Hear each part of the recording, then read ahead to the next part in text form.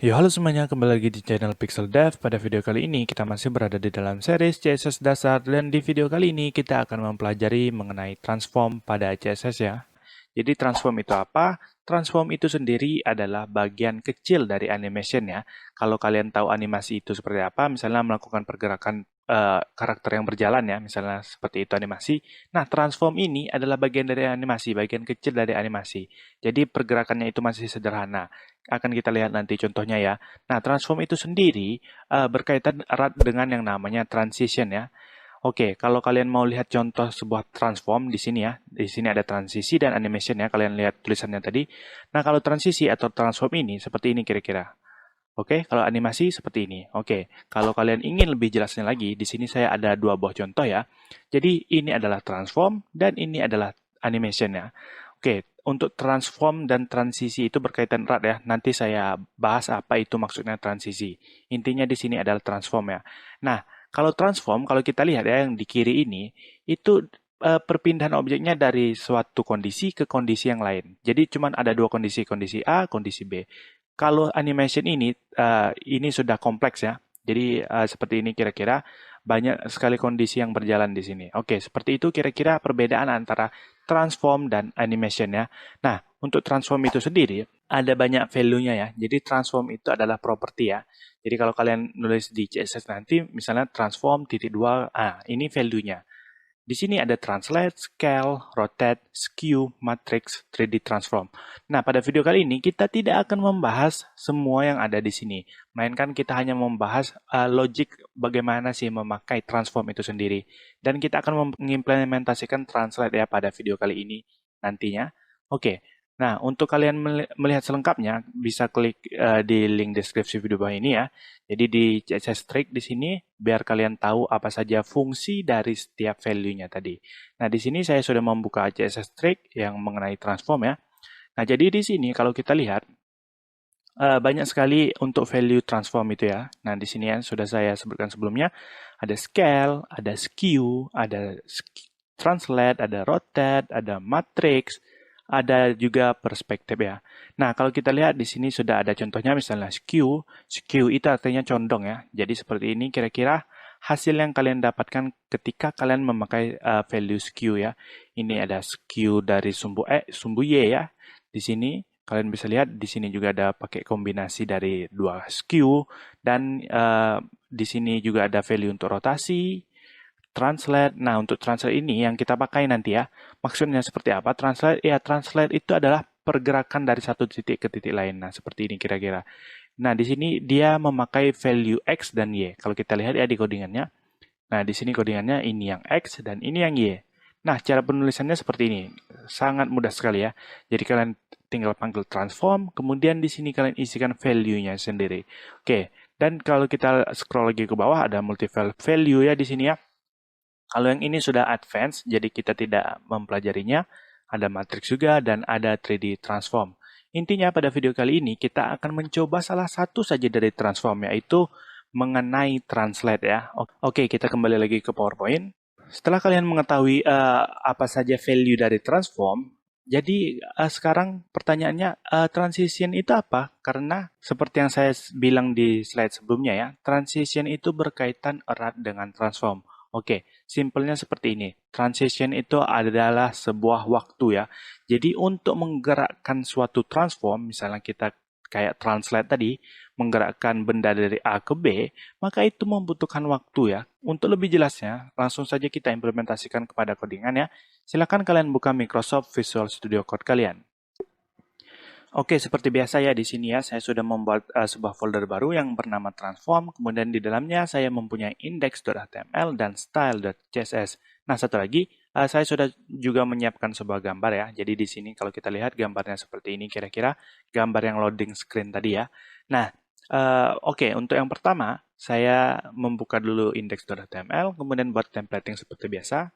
Nah, sebelum masuk ke codingan, sebenarnya di sini saya sudah mengganti tema dari Visual Studio Code saya ya. Kalau kalian lihat di sini agak berubah warnanya dari video-video sebelumnya.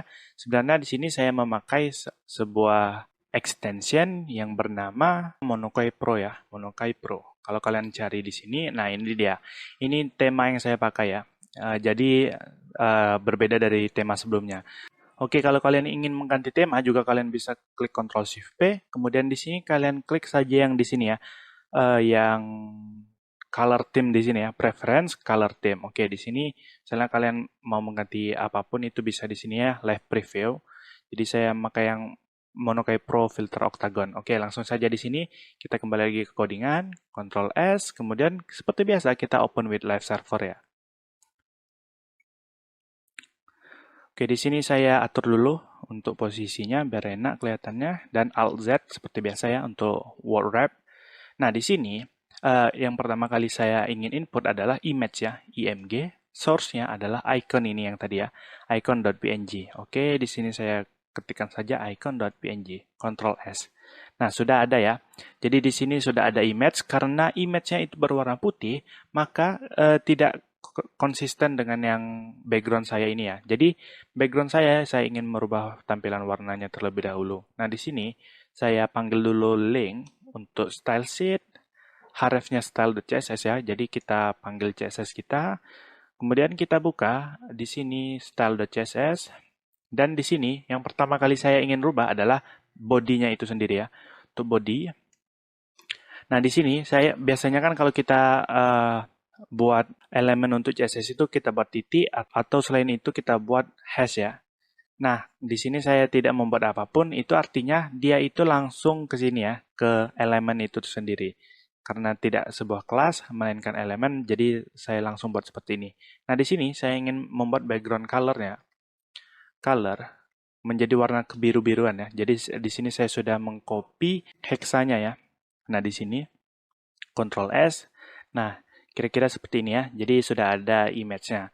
Nah, yang kedua saya ingin membuat kelas di sini ya. Kelas. Misalnya di sini kelasnya adalah image. Oke. Image-nya ini saya ingin membuat dia bergerak ya. Seperti yang di PowerPoint tadi. Jadi kalau di sini saya buat image, kemudian isi di dalamnya adalah misalnya translate. Oh, kita buat transform dulu ya. Transform. Titik 2. Translate X misalnya. Translate X. Saya mau buat 250 pixel misalnya. Oke, kalau kita save, itu akan seperti ini ya. Karena kita belum membuat yang namanya transition. Nah, disinilah pentingnya transition. Kalau kita membuat seperti ini saja, kalau kita refresh, memang dia bergerak, atau misalnya di sini saya ganti menjadi 100 pixel misalnya. Nah, memang dia bergerak, tetapi tidak memiliki waktu. Jadi kita menambahkan di sini yang namanya transition ya. Transitionnya misalnya 2 second. Oke, Ctrl S. Nah, sudah bergerak ya. Kalau kita refresh, oke, misalnya di sini saya ganti 3 second, Ctrl S. Nah, dia bergerak selama 3 detik. Kira-kira seperti itu. Untuk yang transition dan transform ya.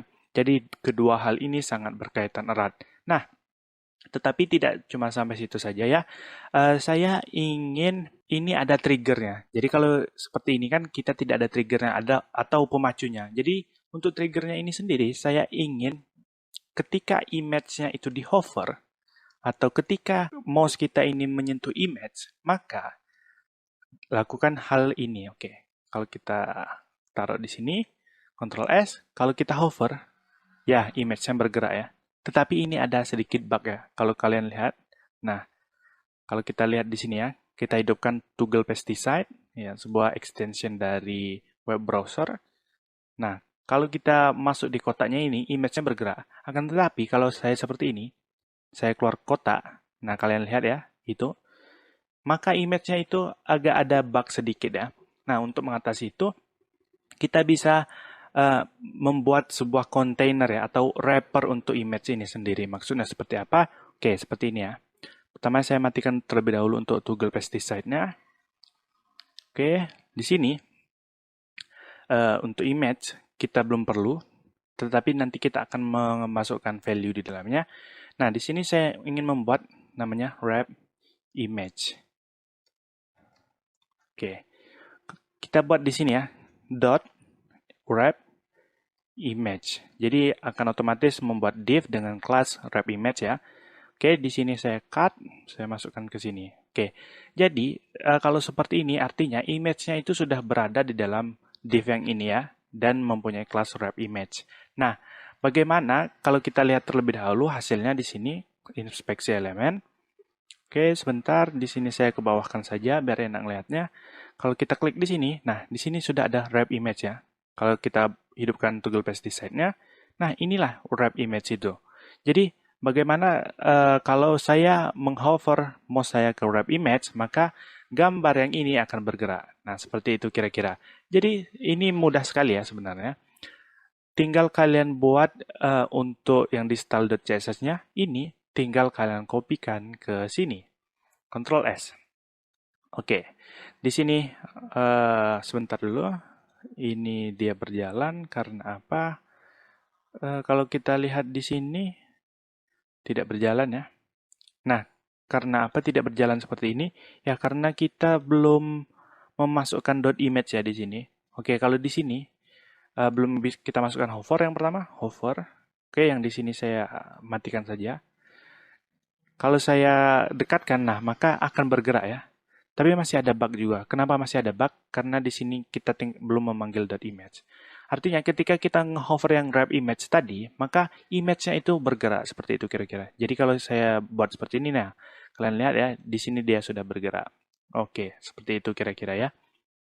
Nah, pertanyaannya yang selanjutnya adalah, kalau kita lihat di PowerPoint tadi ya, kita lihat sebentar, di sini, kalau kita lihat, oke, nah itu pergerakannya looping ya, jadi dari atas ke bawah, bawah ke atas, dan seterusnya. Sedangkan yang kita buat itu belum looping ya. Kalau lihat kiri ke kanan, kalau kita lepas, dia langsung ke kiri, jadi belum looping. Nah itu sebenarnya, untuk cara mudahnya, kalian tinggal copy yang transition ini, masukkan ke image, oke? Jadi, objeknya itu yang mempunyai waktu ya, bukan yang di hover yang mempunyai waktu. Jadi kalau kita coba lagi di sini, oke, saya hover, kemudian saya lepas. Nah, dia sudah looping sendiri ya seperti itu. Mungkin di sini saya buat 500 pixel. Oke. Nah, sudah seperti ini ya. Oke, mungkin itu saja untuk di video kali ini ya. Jadi kalian sudah berhasil membuat transform translate ya. Mudah-mudahan bermanfaat buat kalian. Terima kasih.